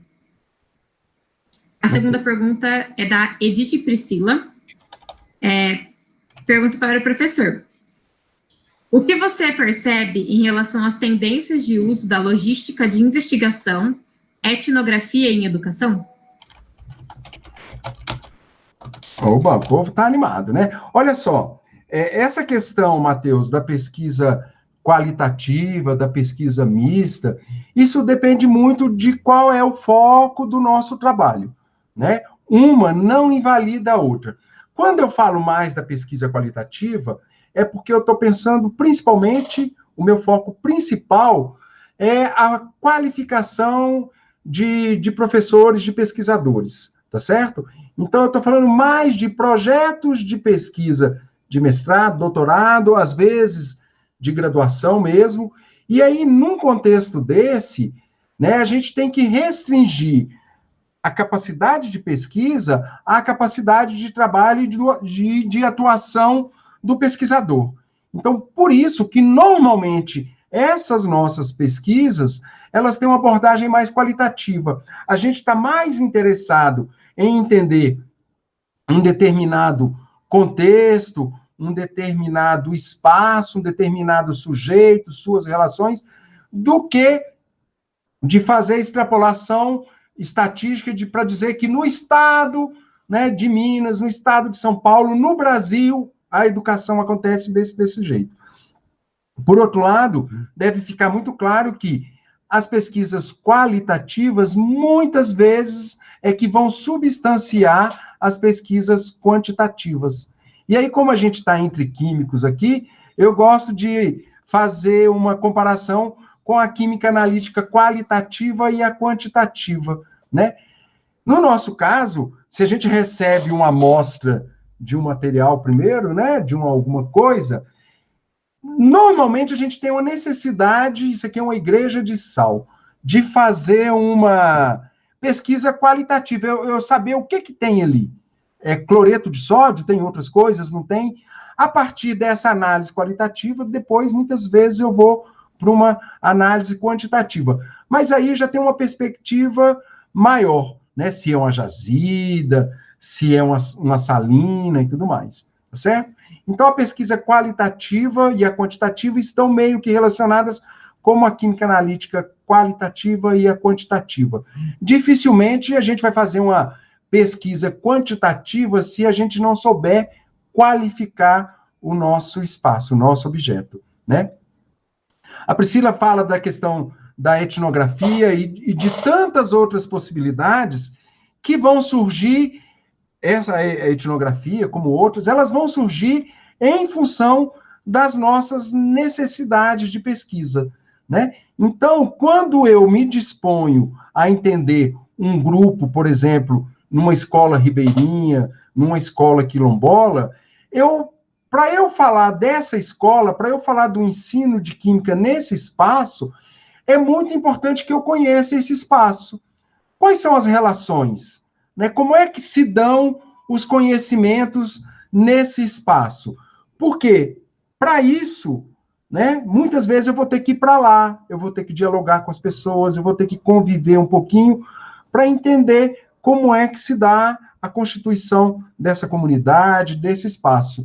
Não dá para eu fazer uma pesquisa sobre educação quilombola, sobre educação ribeirinha, daqui de Brasília, simplesmente mandando formulário para lá e pedindo para os alunos responderem. Eu não vou conhecer a realidade desses lugares, né? Eu estou falando de educação ribeirinha, porque tem um doutorando meu trabalhando com isso, termina a tese esse ano, está tudo bem encaminhado.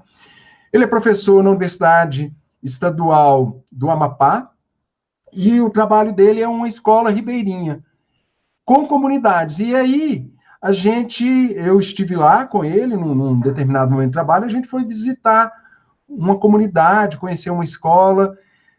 A hora que você chega lá, que você vê a realidade, é muito diferente do que a gente tem aqui.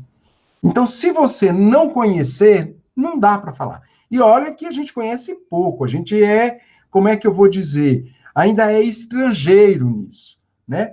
O legal e o que a gente gostaria de fazer era a gente chegou a falar sobre isso, poder ir para lá, ficar um mês, ficar um período em aula lá, vendo como é que as coisas acontecem. Então, né, com essa pandemia, a situação piorou ainda mais, né? Uma escola, por exemplo, que não está tendo aula remota, porque os alunos não têm computador, não têm celular, grande maioria deles, e não têm acesso à internet. Muitos vão conseguir fazer o uso de internet só quando vão à escola, né? Então, a gente tem que estar lá, né? E a etnografia vem um pouco nesse sentido, né? É uma das possibilidades. Espero ter respondido. Bom, dando início ao bloco 3, ele tem como tema crescimento da área de pesquisa em educação em química. Para o início, a gente tem duas perguntas do Rogério Pacheco, e a primeira é: Professor Gerson, sabemos da expansão dos cursos de licenciatura em Química ofertados nos institutos federais. Com isso, o número de pesquisa em ensino de Química cresceram respectivamente? A segunda pergunta é, na sua opinião, os eventos locais e regionais realizados nas instituições de ensino, mesmo não sendo focados para o ensino de Química, podem contribuir de alguma forma para a divulgação científica? Tá. Essa expansão das licenciaturas, ela aconteceu de uma forma muito grande, né, pós-LDB. Na verdade, é algo que começou lá no governo do Collor, né? Foi o Collor quem instituiu, na época, presidente Collor, né, eu acho que alguns de vocês nem eram nascidos, que as universidades deveriam oferecer, as universidades públicas deveriam oferecer cursos de licenciatura à noite. Por quê? Porque naquele momento já faltava professor de química, de ciências de forma geral, sempre teve uma carência grande, a gente ainda tem isso muito forte hoje, né? Eu sempre falo com os alunos que eu nunca tive problema de emprego, porque quando eu terminei a graduação, eu entrei para o mestrado, mas quando eu terminei o mestrado, eu tinha um diploma que era só eu levantar que eu arranjava a aula para dar. Hoje ainda é bem assim, talvez não em alguns poucos locais. Brasília, por exemplo, a gente tem uma quantidade de vaga oferecida por ano menor do que a quantidade de alunos que se formam. Mas se o aluno quiser dar aula nas cidades que a gente chama de entorno, ele acha aula para dar, né? Então, naquele momento, na época do governo Collor, já teve essa criação dos cursos de licenciatura noturna, né? O nosso aqui na UNB foi criado nesse contexto. Depois, na expansão das universidades, no programa Reúne, e na expansão dos institutos, criação e expansão dos institutos federais, porque o que a gente tinha antes era algumas escolas agrícolas, algumas escolas técnicas, mas em número bem reduzido, e os institutos federais vêm, englobam essas instituições e se transformam numa grande rede. A gente tem um aumento muito grande nos cursos de formação de professor, né? Esse aumento, dos cursos, ele gera um aumento também nas pesquisas. Eu não sei avaliar se no mesmo nível, né? No mesmo grau. Provavelmente não. Mas há um aumento muito grande. Por quê? Porque a gente passa a ter mais gente com formação na área. O PIBID, né, ele vem e aumenta muito essa possibilidade, e o PIBID nasce como um programa, vamos dizer, rico, né, que tinha muita verba para aluno ir para congresso, para investimento. Então, muita coisa foi feita nas universidades, nos institutos também, via PIBID.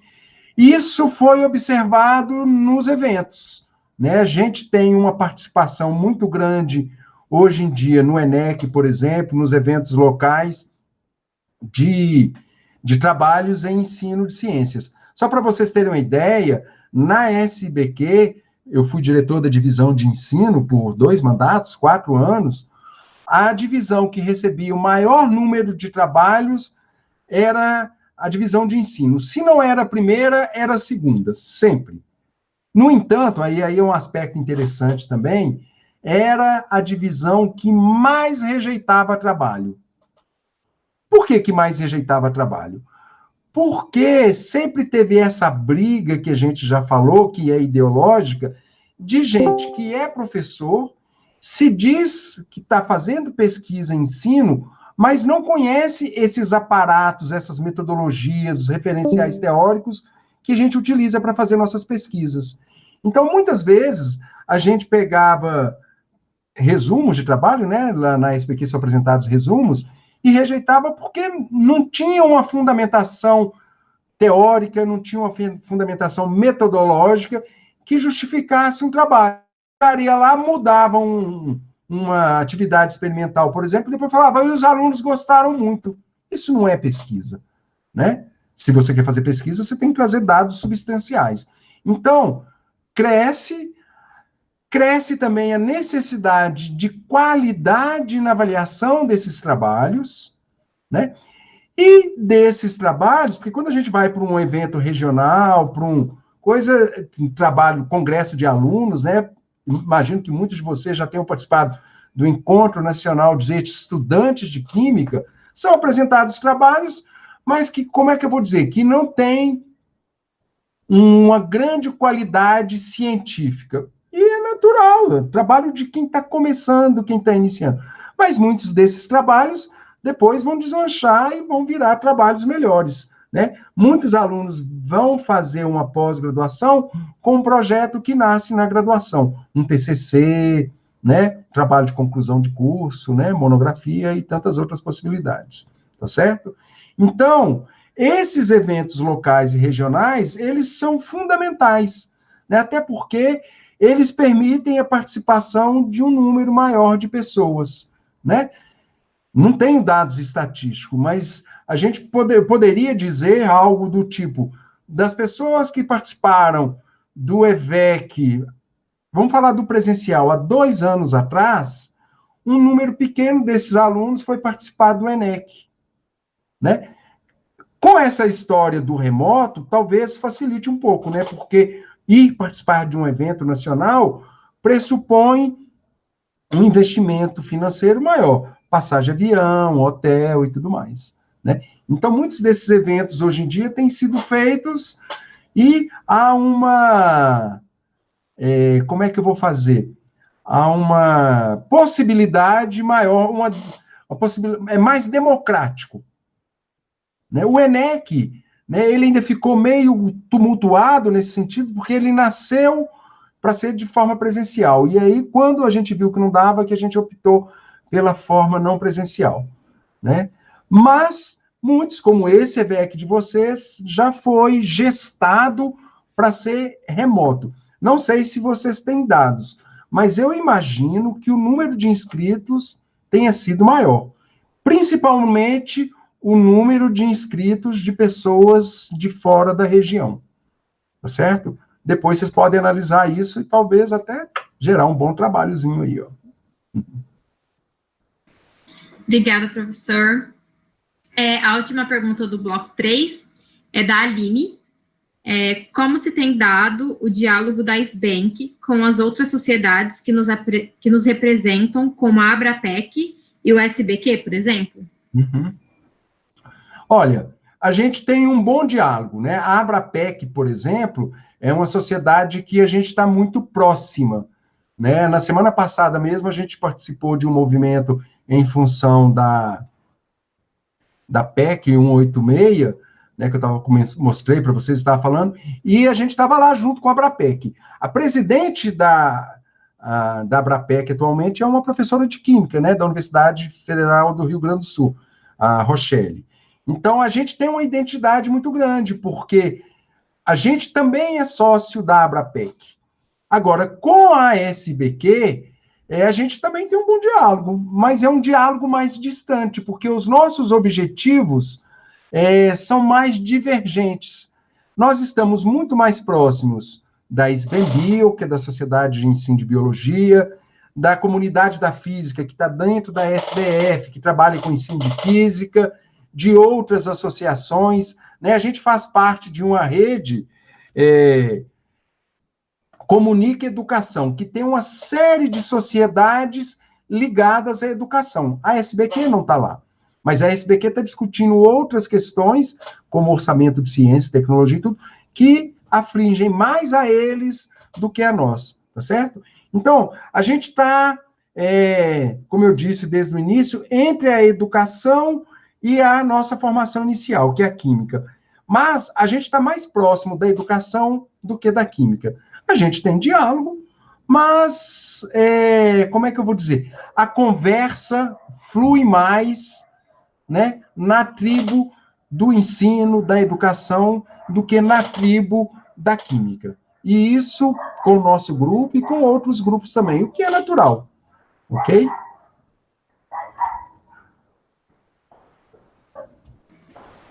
Bom, professora, agora o nosso bloco 4, o último bloco, ele tem como tema aprendizagem de ciências. O João Pedro Molina perguntou, professor, o que você tem a dizer sobre a metodologia do ensino investigativo no Brasil? Desculpa. ela está inserida nos parâmetros curriculares nacionais, mas existe pouca aplicação nos vários níveis escolares. A segunda pergunta é do Matheus Almeida. Graças ao contexto pandêmico, é muito evidente que uma alfabetização científica e adequação sobre natureza da ciência é necessária. Quais seriam os passos primordiais para iniciarmos esse processo? Ok. João Pedro, essa questão do ensino investigativo, a discussão é mais antiga do que a prática, né? Na verdade, há um grande reconhecimento em relação a isso, né? Agora, se você analisar bem, você vai ver que muitas disciplinas na sua graduação, na sua formação em química, não tem nada de investigativo, né? As nossas práticas de laboratório, a forma como a gente aborda o ensino das nossas disciplinas da química, orgânica, analítica, inorgânica, né, laboratório de química geral, tem muito pouco de investigativo. É muito de reprodução e reprodução e reprodução, né? Na educação básica, mais difícil ainda, né? Então, hoje em dia, eu diria que há uma intencionalidade maior, né? A gente tem mais pessoas trabalhando nessa perspectiva. No caso da educação básica, o nosso livro, Química Cidadã, ele sempre trouxe isso, eu vou dizer, de uma forma até modesta, né? Por quê? Porque a gente, embora a proposta inicial, a primeira versão do livro, isso tivesse bem mais forte, quando a gente vai para uma editora maior, quando a gente vai buscar um mercado maior, a gente tem que se adequar um pouco a esse mercado, um pouco a avaliação do livro didático. O Programa Nacional de Livro Didático tem um papel fantástico nesse sentido aí, né, em que a gente viu muitos livros se aproximando dos nossos, mas eu diria que ele ainda é muito aquém do que deveria ser, né? Por quê? Porque ele exige uma mudança de postura muito grande, exige uma visão de ensino por parte do professor, por parte do aluno também, diferente do que muitos colegas meus, colegas mais novos, como professores hoje, né, tivemos na nossa formação inicial, né? E a questão da sociedade, de nascer um grupo que defende essas coisas, vem exatamente na busca dessa identidade. A gente considera que a Sociedade Brasileira de Ensino de Química tem um papel primordial na busca de um ensino, como é que eu vou dizer, mais moderno, não vou nem chamar de... né? E esse mais moderno perpassa pela questão da investigação, pelo desenvolvimento do pensamento crítico, do senso crítico, pela inclusão e tantos outros aspectos que também permeiam a nossa pesquisa. Por que permeiam as pesquisas? Porque a gente precisa convencer as pessoas que isso é possível e que isso gera qualidade, né? Muitos professores vão achar que dar uma aula inteira de apresentar o diagrama de Linus Pauling e colocar o aluno para fazer 120 exercícios, né? Distribuição eletrônica de todos os elementos químicos na tabela periódica, é mais interessante do que discutir questões de ensino, né? Qual a relevância do pH da água no rio que abastece, que passa próximo da nossa casa, do nível de oxigênio, da poluição, do lixo e tantos outros aspectos, né? Então, isso se fortalece na medida em que a comunidade entende isso como mais importante. Eu considero que nossa comunidade já tem esse entendimento, mas daí a conseguir implementar e ter um ensino realmente investigativo está um pouquinho longe, inclusive na nossa formação. Tá? E a questão da alfabetização científica que o Matheus coloca também é a mesma perspectiva, né? Como é que a gente entende o nosso ensinar química? Qual é o objetivo que eu, como professor de química, numa escola pública, né? Qual que é o meu papel ali? Né? O que eu devo ensinar? diagrama de Linus Pauling para o aluno fazer distribuição eletrônica de todos os elementos químicos, ou eu mostrar para ele as relações dessa química que a gente trabalha em sala de aula com as questões do nosso dia a dia, como, por exemplo, o uso ou não do álcool gel, o uso ou não de um medicamento que não foi testado cientificamente, e que, apesar de uma insistência danada, né, foi se mostrando uma falácia o tempo todo, apesar do governo ter investido uma grande quantidade de recursos e por aí afora. Então, essa alfabetização científica, ela passa muitas vezes pela mudança de foco na nossa aula. Né? Eu, como professor, a hora que eu entro numa sala de aula, seja na educação superior, que é o meu campo de atuação, seja na educação básica, o que eu quero que os meus alunos aprendam? Eu quero que eles aprendam distribuição eletrônica, peguei a distribuição eletrônica para Cristo hoje, né? Ou eu quero que eles aprendam a ler uma reportagem, ver um vídeo no WhatsApp e entender se aquilo ali parece real ou não. Ok? Espero ter respondido, embora a maioria das perguntas, né, não tenha uma resposta pronta e acabada. Eu estou tentando argumentar um pouco e apresentar a minha visão. Professor, a gente encerrou o bloco de perguntas. Eu queria mais uma vez agradecer por o senhor ter aceito o nosso convite. Foi maravilhoso, foi sensacional. A gente está muito feliz por o senhor ter vindo, por a gente ter tido a oportunidade de ouvir você falar.